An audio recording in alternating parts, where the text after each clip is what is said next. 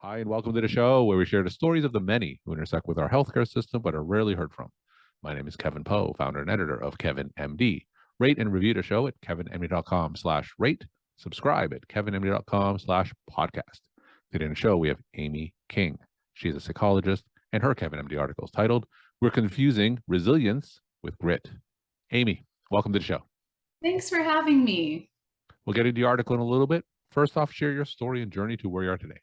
Sure. So I'm a licensed psychologist and I have a private practice that I have worked with kids, families, and adults for over 20 plus years. And about 9 years ago, I was asked by a group of physicians to join them on a journey around addressing ACEs, which many physicians are aware, the Adverse Childhood Experiences study.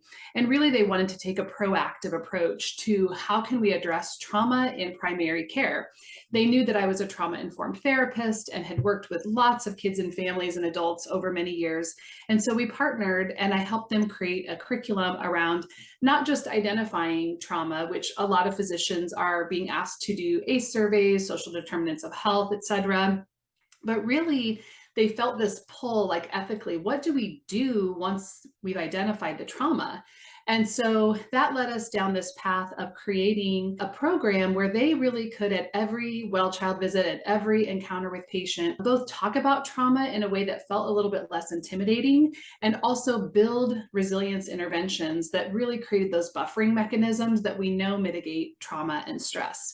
And so my years of experience as a psychologist working with people in trauma-informed spaces, and then said, okay, what do we know about development? And when that goes awry, how do we help people get things back on track? And so I would teach them these little, what we call resilience interventions, and they would try them. And over the period of time, they just began to feel more competent and confident in the way that they were addressing some of the big things that were in the room that they previously felt like they didn't know how to address. So, give us a couple of high yield tips of what we could do to improve when we want to discuss trauma in the exam. What are some of these high yield tips that you could share with us? Yeah, so a couple of things just starting the conversation around trauma is I think a lot of physicians feel like, oh gosh, I'm not a therapist. I don't know how to talk about this. But you talk about hard stuff as physicians every day. You break the news about cancer and long term health concerns and how to manage complex medical conditions. And trauma is no different. It affects the body, it affects the brain. And you're the only person in the room not talking about it and not aware unless you begin to ask those questions. And I think once you ask the question, often what you hear from survivors of trauma is, I feel relieved. I'm so glad to be asked. It didn't make me feel upset or more traumatized. In fact, it made me feel heard by my physician. There's a lot of studies that would indicate that people feel healed and heard just being asked about the trauma. So that's the first thing. Just be okay with asking. Was there anything that occurred that has happened to you in the last 6 months that's dramatically changed your life? And is it still affecting you now? And would you like help with that? Often people just want their physician to know this is something really hard that happened to me. They may not need resources or support, but they'll circle back to it. And it really creates this compassionate connection between the physician and the patient. And the second part is like, what do I do next? And I would say if I had to pick one thing that is like a really high flying, quick thing to do is make sure that every single person that you see has a connection. When we look at all the studies around resilience, really resilience is built in relationship. And that's whether you're 2 months or 20 or 80, we know that connection with another person who sees you, helps you know that you matter, really has long-term positive health implications. All right. So, let's talk now about your Kevin MD article that you wrote back in August. It's titled, "We're Confusing Resilience with Grit." Now, for those that didn't get a chance to read that article, just walk my audience through it, share the story why you decided to write it. Yeah, a lot of us are on social media and different websites, and there were a lot of articles that were being put out that physicians should be more resilient. We Mm. just need to make them more resilient. And in fact, there were like mandatory resilience trainings that were happening in hospitals that providers were saying to me, oh my gosh, are you kidding me, Amy? I'm being mandated to go and learn how to be more resilient. And I was like, wait a second, as an expert in this area, it was really clear to me physicians don't have a problem being resilient. There's no way you make it through many years of medical school, residencies, internships, et cetera, without having resilience, right? The ability to face and overcome hardships and challenges despite obstacles. That's the definition of resilience. What people are doing is confusing resilience with grit. And I think really what we've been doing is we've been asking physicians to adapt to really unhealthy, oppressive symptoms and systems and show perseverance despite huge amounts of emotional exhaustion. And so really they were wanting people to be grittier when physicians were already showing huge amounts of perseverance despite challenges during COVID and even pre-COVID burnout. And so really what I was saying in this article is, let's first of all define resilience. Let's acknowledge that physicians are already resilient. And what's happened is a failed system for them that doesn't have the key tenets of resilience, which is relationships over time, recognizing that resilience is multifaceted, including context and culture. And we're not resilient every day. There's no way one person is resilient every day. It happens in fits and bursts depending on what's going on. So I really wanted people to know that first, physicians need to be acknowledged for already being resilient. And second, that we need to be structuring systems so that they're more supportive of physicians being in relationships and in healthy systems so that they could really process a lot of the hardships that they've been asked to go through.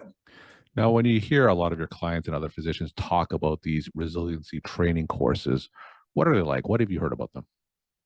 Most of the time when they're talking about these like forced resilience programs at hospitals, they're talking about self-care. And they're just like, we recognize that you're really on the brink of burnout. You should take better care of yourself. And there's really no reflection on organizational ownership of what should the organization be doing to help physicians prevent burnout. And so often it's, you can come and meditate for a little bit, or here's this somatic squishy thing that you can hold when you're feeling stressed, or you can go for a walk or take a break. And those things are okay for maybe some short-term amelioration. But often when we focus on self-care, what we're doing is we're focusing on maybe physical outlets, when really what I think physicians need is keys and antidotes to the emotional exhaustion that they've experienced and continue to experience.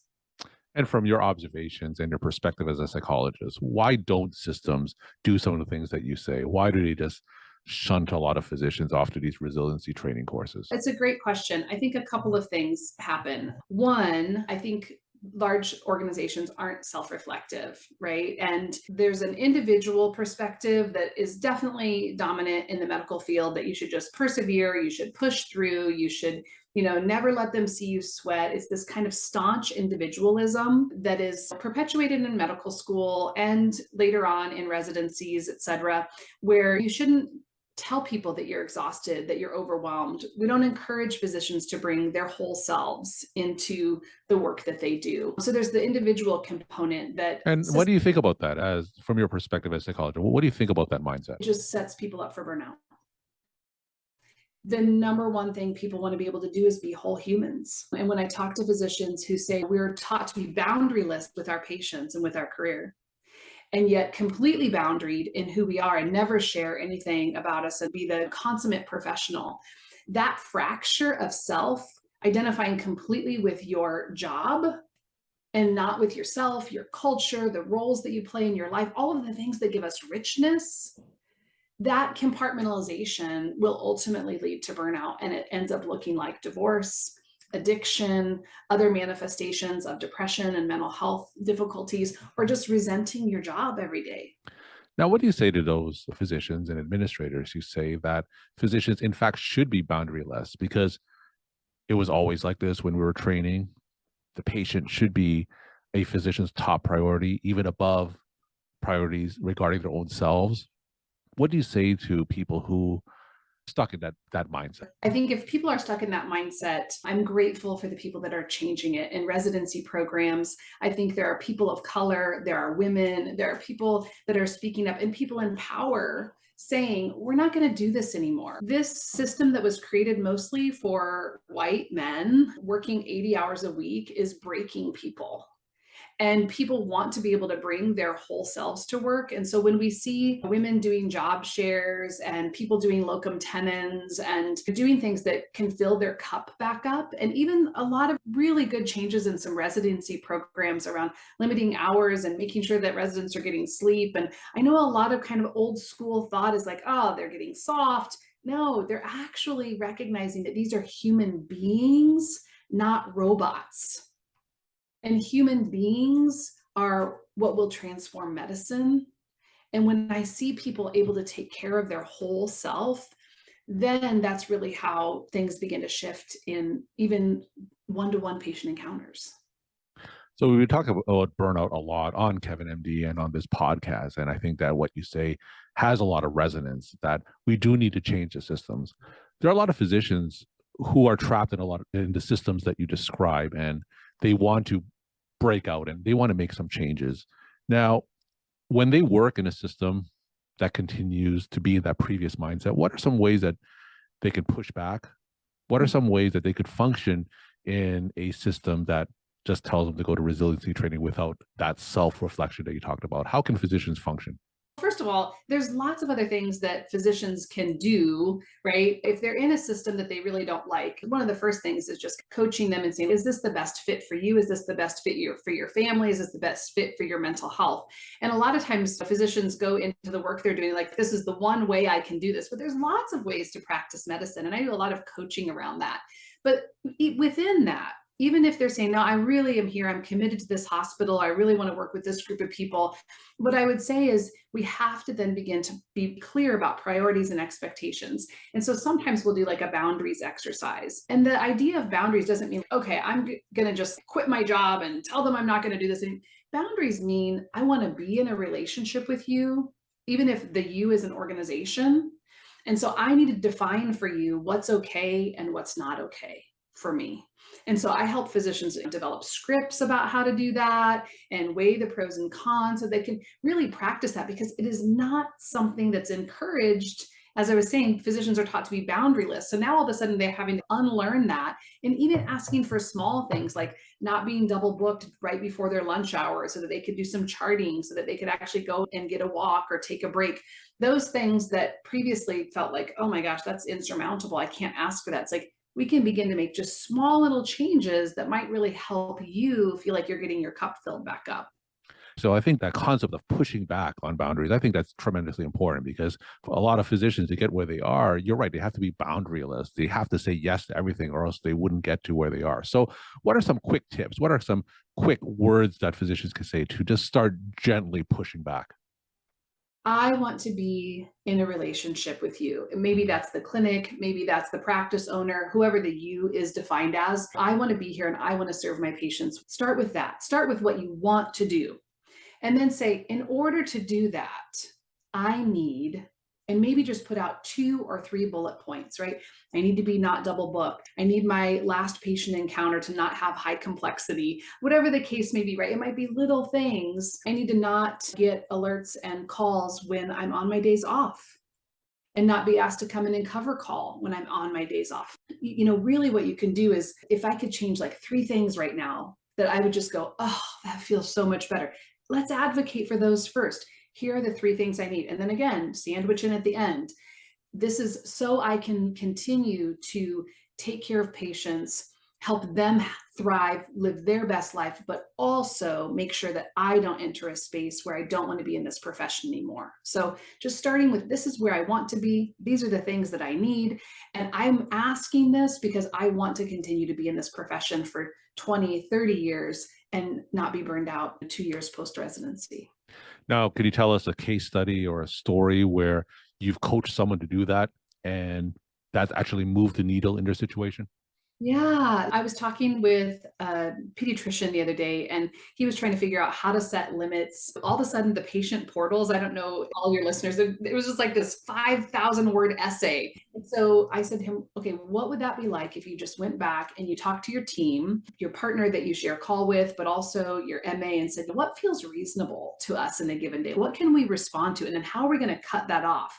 And at first, everybody was like, oh my gosh, are you kidding me? We're going to like, now then we're not taking care of our patients. You are taking care of your patients because you're helping them define what's okay to put in here for information, and when do I need to actually come in and see my physician? There's only so much triage the MA was able to do for him. And then they were both exhausted. And so they actually went into the EHR, they were able to change it. You can do things like that where it limits the words to a certain amount. And he and the MA decided at this point, this is when, here are some criteria where you need to just call that person back and say, you need to schedule an appointment. And everybody felt so much better. It was like, we can do that. We can put a boundary on a patient. The other thing that I think of as a quick story is putting boundaries on how patients treat the providers and the Mm, staff. So I've coached many people through calling out the what I would call like workplace incivilities, where I recognize that people are stressed and they come in and they take that out on your front office staff or the first people that greet them. Often by the time they get back to the physician, they're super nice because that's their doctor. But setting boundaries on how patients can talk to your staff also has been really impactful in terms of just the team approach and taking care of your team. And we talk through a lot of scripts about just saying to the patient, I absolutely see that you're frazzled or that you're running late. We're going to make sure that we see you. It's not okay to talk to my front office staff like that. She's working really hard to meet your needs too, right? And just, again, you're setting a boundary. This is what's okay and this is what's not okay. I want to see you. I want to be the best physician for you. And you may not talk to my staff like that. we're talking to Amy King. She's a psychologist, and her Kevin MD article is titled "We're Confusing Resilience with Grit." Amy, what are some of your take-home messages that you want to leave with a Kevin MD audience?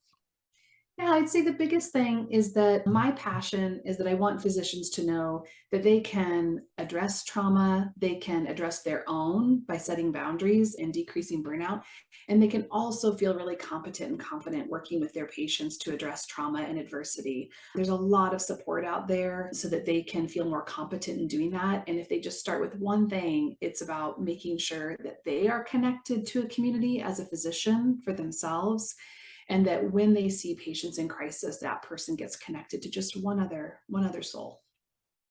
Amy, thank you so much for sharing your time and insight. Thanks again Mhm. for being on the show. Thanks so much.